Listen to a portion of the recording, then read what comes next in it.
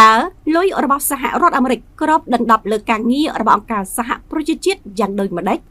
សហរដ្ឋអាមេរិកបានដាក់សម្ពាធយ៉ាងមានប្រសិទ្ធភាពទៅលើអង្គការសហប្រជាជាតិក្នុងការបង្កើតកំណែទម្រង់ថវិកាយ៉ាងទូលំទូលាយតែត្រូវការងារបន្ថែមទៀតដើម្បីសម្រេចតាមគោលបំណងរបស់រដ្ឋាភិបាលក្រុង Washington នៅក្នុងការចាយវាយលុយរបស់ប្រទេសមហាអំណាចកំពូលលេខ1របស់ពិភពលោកទាំងសេដ្ឋកិច្ចនិងយោធាមួយនេះសារព័ត៌មាន The National Interest បានរាយការណ៍ថាកាលពីដើមអាណត្តិទី2ប្រធានាធិបតីសហរដ្ឋអាមេរិកលោក Donald Trump បានផ្អាកផ្ដល់មូលនិធិថវិកាជាទៀងទាត់ដល់អង្គការសហប្រជាជាតិដែលផ្ដល់ជំនួយជាចម្បងលើប្រាក់ខែនិងអត្ថប្រយោជន៍នៃការិយាធិបតេយ្យហើយក្នុងនោះមានសកម្មភាពនានារបស់អង្គការសហប្រជាជាតិដូចជាការបកប្រែនិងសន្និសីទជាដើមសកម្មភាពជាបន្តបន្ទាប់របស់រដ្ឋាភិបាលក្រុង Washington បានធ្វើឲ្យមានវិបត្តិសាច់ប្រាក់យ៉ាងធ្ងន់ធ្ងរបំផុតសម្រាប់អង្គការកំពូលរបស់ពិភពលោកមួយនេះក្រោមការដឹកនាំរបស់អគ្គលេខាធិការលោក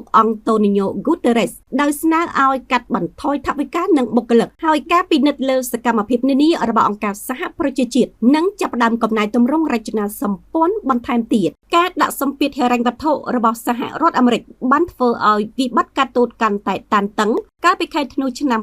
2025ដែលជំរុញឲ្យអង្គការសហប្រជាជាតិគាំទ្រដល់កំណែទម្រង់តាមអ្វីដែលសហរដ្ឋអាមេរិកចង់បាននិងអនុម័តនៅការកាត់បន្ថយថវិកាដ៏ធំបំផុតនៅក្នុងប្រវត្តិសាស្ត្ររបស់អង្គការសហប្រជាជាតិតើសកម្មភាពអ្វីខ្លះដែលអង្គការសហប្រជាជាតិកាត់ចេញពីកញ្ចប់ថវិកានាឆ្នាំ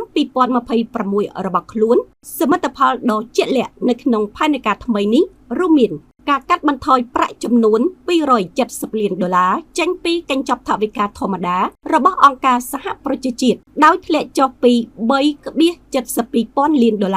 នៅក្នុងឆ្នាំ2025មកនៅត្រឹម$3.45 លាននាឆ្នាំ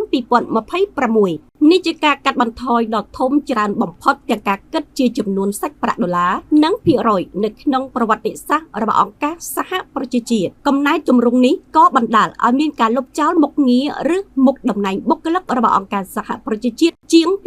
2,900ដែលបានសម្រេចដោយការលុបចោលមុខតំណែងឲ្យនៅទំនេរការបំបែកបុគ្គលិកដោយស្ម័គ្រចិត្តជាង 1,000 នាក់និងការបញ្ឈប់បុគ្គលិកដែលមានស្រាប់រីឯរដ្ឋជាសមាជិកក៏បានស្នើសុំគណៈកម្មការសេវាស៊ីវិលអន្តរជាតិហៅកាត់ ICSC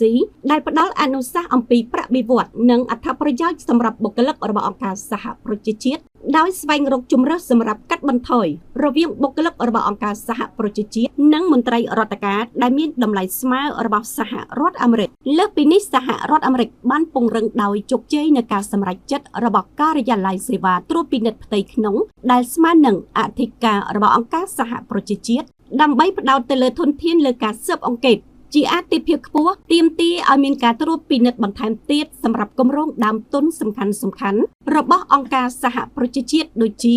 ការជួសជុលសម្ភារៈបរិក្ខាររបស់អង្គការសហប្រជាជាតិនៅទីក្រុងណៃរ៉ូប៊ីប្រទេសកេនយ៉ាការចរចាកាត់បន្ថយថវិកាសម្រាប់ក្រុមប្រឹក្សាសិទ្ធិមនុស្សដែលមានកំហុសយ៉ាងធ្ងន់ធ្ងរការកាត់បន្ថយថវិកាពិសេសការផ្ដល់ថវិកាឡើងវិញនិងដំណោះស្រាយពិសេសភាគច្រើនឬលុបបំបាត់បេសកជនពិសេសដែលមិនចាំបាច់សម្រាប់ប្រទេស Cyprus និងសាធារណរដ្ឋ Georgia នេះជាជោគជ័យដែលគ្មានគុណភាពនិងសុពលភាពសម្រាប់ការប្រើប្រាស់អានុភាពផ្នែកហិរញ្ញវត្ថុរបស់សហរដ្ឋអាមេរិកដើម្បីដាក់សម្ពាធដល់ស្ថាប័ននិងរដ្ឋសមាជិកផ្សេងៗទៀតរបស់អង្គការសហប្រជាជាតិឲ្យអនុវត្តវិធានការថវិកាដ៏តឹងតែងសរុបមកការកាត់បន្ថយថវិកានឹងនាំឲ្យមានការកាត់បន្ថយរហូតដល់$570 លានក្នុងការវាយតម្លៃរបស់រដ្ឋជាសមាជិកបើប្រៀបធៀបទៅនឹងឆ្នាំ2025នេះបើយោងតាមតំណាងរបស់សហរដ្ឋអាមេរិកសម្រាប់ការគ្រប់គ្រងនិងកំណែទម្រង់របស់អង្គការសហប្រជាជាតិលោក Jeffrey Bartos ក្នុងចំណោមថវិកាសរុបធំជាងនេះសហរដ្ឋអាមេរិកនឹងសន្សំប្រាក់បានចំនួន$125 លានដែលជាអំណោយដ៏ល្អសម្រាប់អ្នកជាប់ពន្ធរបស់សហរដ្ឋអាមេរិកផងដែរ